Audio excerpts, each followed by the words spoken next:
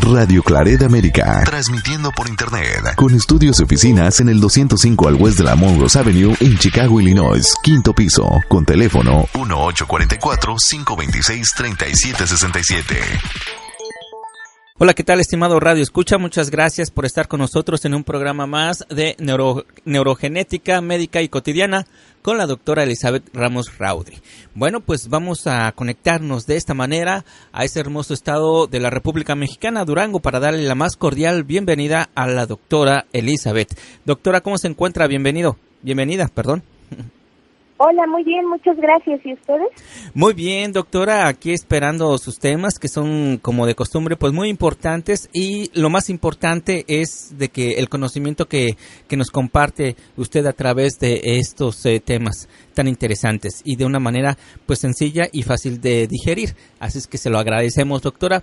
Y el día de hoy precisamente hay dos temas. Y bueno, trata sobre los síndromes genéticos como causa de, el número 1, labio y paladar hendido, y el número 2, trastornos psiquiátricos infantiles.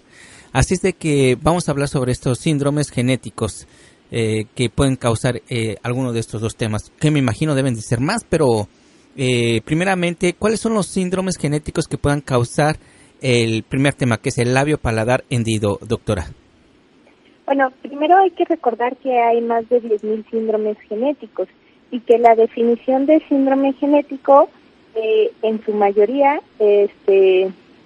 sería una condición humana que no es una enfermedad, sino predispone a enfermedades y es causada por la variación en la información genética, pero esta variación no es normal, es una variación patológica de esta información que todos tenemos pues para formarnos.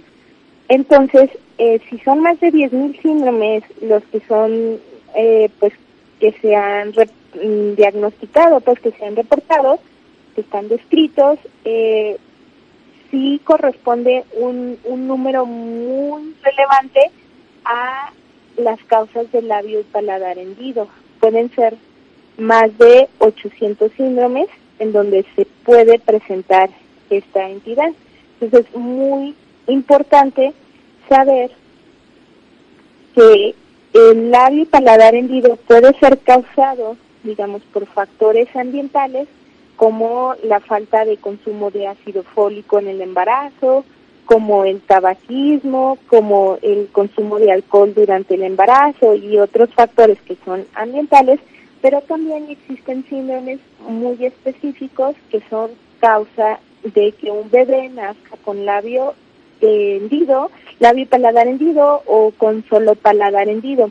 Aquí hay que diferenciar en estos dos grupos porque la incidencia del labio y paladar hendido a nivel internacional es de 1 por cada 700 bebés van a ser con labio y paladar hendido. Y cuando hablamos de solo paladar hendido, sería de 1 en 2,500. Ahora, de cada... tendríamos que separarlo por grupos. Los bebés que nacen solo con lo de labio y paladar hendido y los bebés que nacen con paladar hendido. Cuando hablamos solo de labio y paladar hendido, solo el 30% va a presentar una condición genética, un síndrome genético como causa del labio y paladar hendido, pero un 30% pues no es nada despreciable. Quiere decir que de cada 3 pacientes que nosotros tengamos, de cada 3 bebés que nazcan con labio y paladar hendido, uno de ellos tiene un síndrome genético. Y como son más, o sea, es una cantidad muy grande de síndromes y muchos pueden pasar desapercibidos, puede no ser diagnosticado y podríamos pensar que el labio y paladar hendido ocurrió, digamos, por azar, cuando el paciente, además de esto, puede tener algunas otras complicaciones. Ahora, si nos vamos al grupo de pacientes que tienen paladar hendido, la frecuencia de síndromes en estos pacientes es del 50%, o sea que de cada 2 niños que nazcan con paladar hendido, uno de síndrome genético se haya o no se haya diagnosticado. Y esto es muy relevante porque nosotros como médicos o los papás como pues familiares suponen que lo más relevante sería el paladar hendido. Sin embargo, a veces en estos síndromes se acompaña de malformaciones en el corazón, en el riñón, en la columna, en otros órganos o tejidos que pues como no lo vemos, no sabemos si están alterados o no y suponemos que por lo demás es un niño sano que solo presenta paladar hendido o labio y paladar hendido. Y es ahí donde radica la importancia de saber que todo paciente que tenga, todo bebé que nazca con labio y paladar hendido o con paladar hendido, debe de acudir al médico genetista para un diagnóstico de algún síndrome o para descartar que tenga algún síndrome genético. Hay que recordar que el pediatra puede ser muy hábil en identificar algunos de estos datos, pero no compete totalmente a su especialidad, pues el conocer los 800 síndromes que están relacionados con labio y paladar hendido o con paladar hendido y que puede pasar también desapercibido para el pediatra. Entonces, sí se requiere una consulta con un especialista, un médico especialista en genética, para poder estar seguros de que o presenta o no presenta un síndrome genético estos pacientes. Pues es muy interesante lo que nos dice. Estoy en estos momentos checando algunas fotografías de paladar hendido y labio y paladar hendido, porque precisamente para que el público pueda identificar el labio, bueno, pues lo que conocemos el labio es el labio superior. El paladar es por dentro, en la parte superior de la boca. Eso es el paladar hendido. Se ve aquí precisamente las imágenes, pues se ven algo fuertes. ¿Qué probabilidades hay de que este niño que tenga el paladar hendido pues pueda tener una vida normal, doctora, o más o menos normal? Bueno, es muy importante que desde el nacimiento el bebé pues va a ser notorio si es abierto, completamente abierto, pues. Sí. Pero hay ocasiones en que es labio y paladar, el paladar pues está hendido, pero es submucoso, es decir, una parte de mucosa cubre la hendidura y a veces pasa desapercibido. Uno de los datos que podemos tener para cuando esto ocurre es una voz nasal, que es como una voz gangosa en los pacientes. Toda persona que tiene una voz gangosa y que obviamente no está mormado, que se llama una voz nasal, debe de considerar que pueda ser o un paladar hendido submucoso o una insuficiencia velopalatina. Y esto pues lo debe de revisar un equipo multidisciplinario. Al momento del nacimiento, si el defecto está completamente expuesto, es decir, se ve abierto pues el paladar, va a condicionar problemas para la alimentación y es importante que sea valorado por un odontopediatra, quien les realiza una plaquita que les permite alimentarse adecuadamente a los bebés. Posterior a esto, pues se van a requerir varias valoraciones y como les reitero es multidisciplinario, donde entra también el cirujano que va a hacer la reconstrucción, entra el otorrino en el caso de los pacientes que tienen insuficiencia velopalatina o paladar hendido submucoso, y también el médico genetista y el pediatra para dar la información adecuada. Hay síndromes que son realmente muy leves en cuanto a la severidad, pero hay otros que pueden ser más severos y ahí ya dependería del diagnóstico. Pues, como mencionábamos que eran más de 800 síndromes relacionados, pues no podríamos hablar en general cuál sería las complicaciones, porque sí son muy diversas dependiendo del diagnóstico. Sin embargo, en un paciente que se puede concluir que no presenta ningún síndrome genético, pues lo más difícil es el momento, es en las etapas más tempranas de la vida, en donde tienen la dificultad para la alimentación, y pues después de la corrección quirúrgica sí queda una pequeña cicatriz, pero en general no tendría otros problemas significativos. Simplemente que en estas formas que no son sindrómicas no quiere decir que no haya factores genéticos. Sí hay factores genéticos de riesgo y hay factores ambientales. Entonces, esta persona que aunque no haya, se le haya pues podido diagnosticar, descartar un diagnóstico genético específico, de todas maneras tiene riesgo para que sus hijos tengan labio y paladar hendido. El riesgo es pequeño, puede ir desde un 3 a un 8%, pero existe. Doctora, ¿son caros este tratamiento cuando una persona, necesita un niño o una niña tratarse de labio y paladar hendido? Bueno, depende. En general, existe mucho apoyo a nivel de las instituciones públicas, y también existen campañas donde hacen cirugías extramuros y hacen reparación de este tipo de defectos. En teoría, ningún paciente que tuviera alguna de estas alteraciones debería de estar limitado al acceso de la ayuda médica, pues. Pues muy importante, y me gustaría que nos que puntualicemos en que se puede prevenir. Y como bien lo comenta usted, doctora, no solamente la mamá, si usted está tratando de tener familia, pues no solamente la mamá es la que se tiene que cuidar, el papá también es fundamental para prevenir todo esto, ¿verdad, doctora? Sí, bueno, porque ahora se conoce un poco más sobre algo que se llama epigenética transgeneracional, y de alguna forma, hay diferentes mecanismos de la epigenética, pero sí hay factores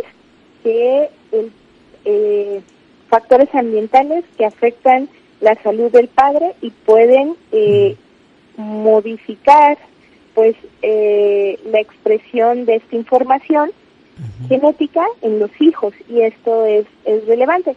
Sin embargo, ahorita sí me gustaría hacer como un enfoque, en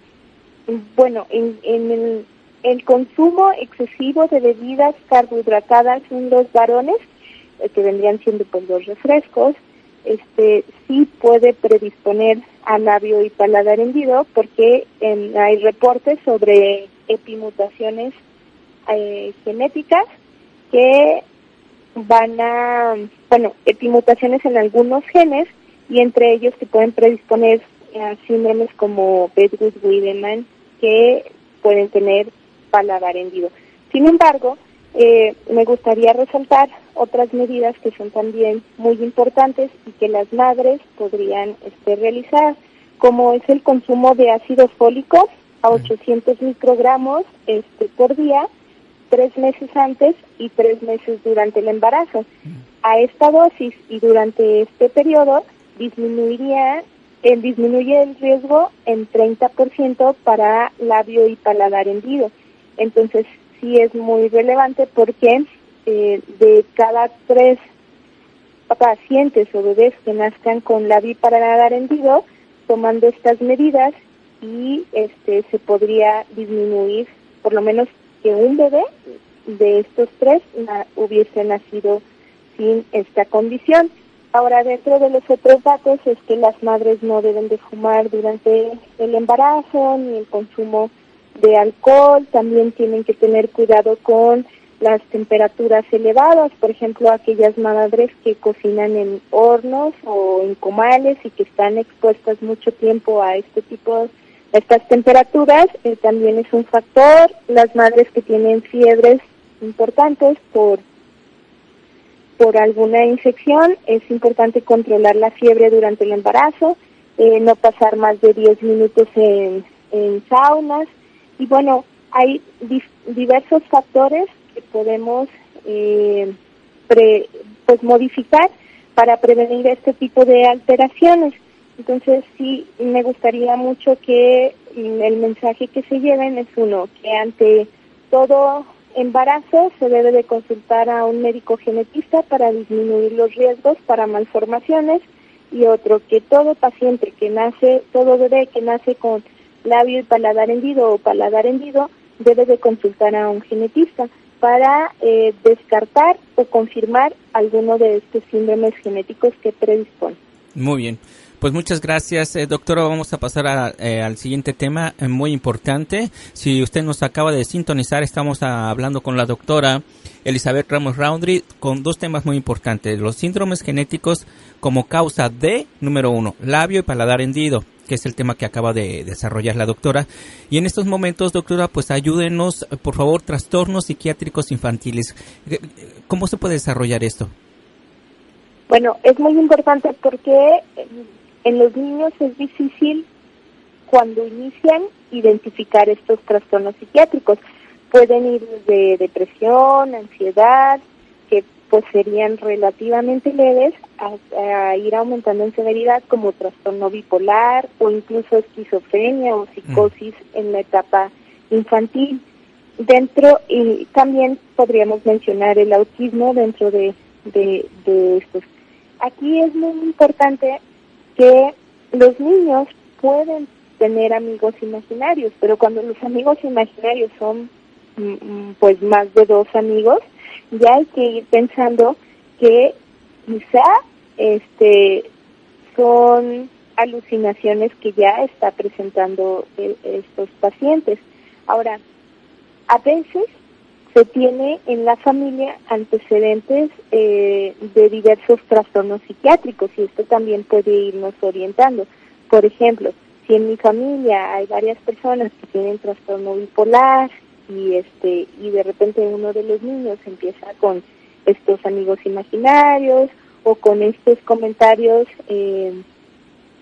que son entre fantasiosos, pero te los dicen con una seriedad muy específica, entonces hay que sospechar. ¿Por qué? Es muy difícil para los padres y los familiares, uno, detectarlo, porque las implicaciones emocionales que lleva nos hacen al principio negarlo. Es decir, si no, es que el niño está jugando y restarle importancia.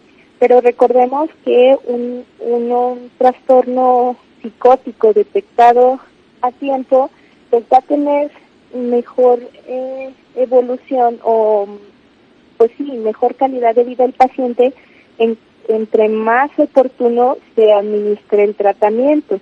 Entonces sí es muy importante, porque estos niños sí sufren, son excluidos muchas veces de la familia, porque ellos pues realmente ven estas alucinaciones, ellos sienten que son reales y se sienten incomprendidos y se van aislando. Entonces sí es importante ayudarles a adaptarse. No en todos los casos va a ser algo permanente, hay causas neurológicas que pueden estar ocasionando estas alteraciones, y entrar más en la parte de neurología que en psiquiatría, como puede ser algunos tumores u otras alteraciones. Pero muchas de las causas que son psiquiátricas, es decir, que no se encuentra una, como mencionan los psicólogos, una causa orgánica, muchas de estas causas no son curables, pero sí tienen un tratamiento que les permite mejorar la calidad de vida.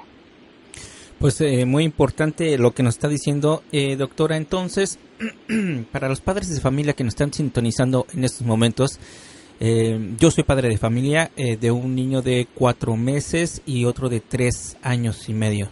No,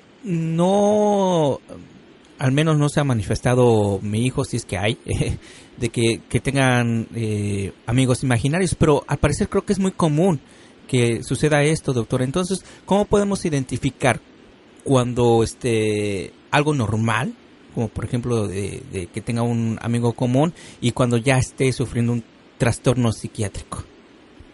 Bueno, lo primero es platicar mucho con el niño y observarlo, y ver qué tan importante es para él esta situación. Si realmente, o sea, sería si realmente lo ve o él está manifestándolo pues porque necesita compañía.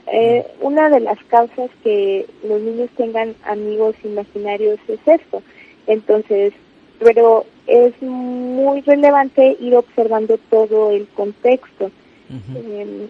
También, ante la duda, acudir con algún profesional, que en este caso pues sería un psiquiatra uh-huh. o un psicólogo específico en ello.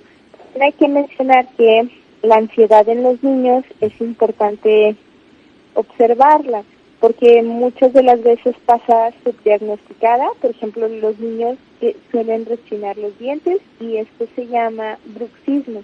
Y una de las causas de bruxismo son los parásitos. Entonces suelen ser niños que son muy desparasitados, aunque todos debemos de desparasitarnos una vez cada 6 meses, pero bueno, a veces ya fueron con el pediatra y dijo, bueno, rechinan los dientes porque son parásitos y lo desparasitan. Y luego al mes, 2 meses, pues es que sigue rechinando los dientes y lo vuelven a desparasitar. No, aquí se trata de ver que son datos de ansiedad y que la ansiedad también se debe manejar en los niños, que al principio igual requieran algún medicamento, pero que este medicamento no va a ser de por vida, sino que hay que enseñarle por medio de terapias cognitivo-conductuales a canalizar esa ansiedad en algún deporte, de alguna forma que no vaya a ser dependiente de medicamentos el resto de su vida, pero que tenga una adecuada calidad de vida. Dentro de los otros datos de ansiedad, pues también se ve que el niño suda mucho, se muerde las uñas, puede tener otros datos que nos estén orientando hacia la ansiedad, y hay que ver si es porque el niño presenta alguna condición genética que les predispone a esta ansiedad, o bien porque también la situación familiar está siendo estresante y digamos son situaciones externas a él que están generando la ansiedad. Eso es muy importante evaluar, porque a veces no hay situaciones así en casa, pero las está viviendo en la escuela, o a veces no es en la escuela y es en la casa donde se está generando pues estas reacciones de ansiedad. También hay niños que se orinan durante la noche, o que tienen pues tanto esta incontinencia urinaria o fecal por problemas de ansiedad, y hay muchos síndromes genéticos que condicionan a cuadros de ansiedad y que pasan desapercibidos, pero volvemos a lo mismo, de que un síndrome genético, pues tú piensas en ese momento que tu principal problema en ese niño es la ansiedad o la manifestación psiquiátrica que esté presentando. Igual pudiera tener algún problema en el riñón, en el corazón, en la columna, que se está dejando de lado y que no se va a diagnosticar a menos de que o se haga el diagnóstico adecuado del síndrome o presente una complicación a ese nivel.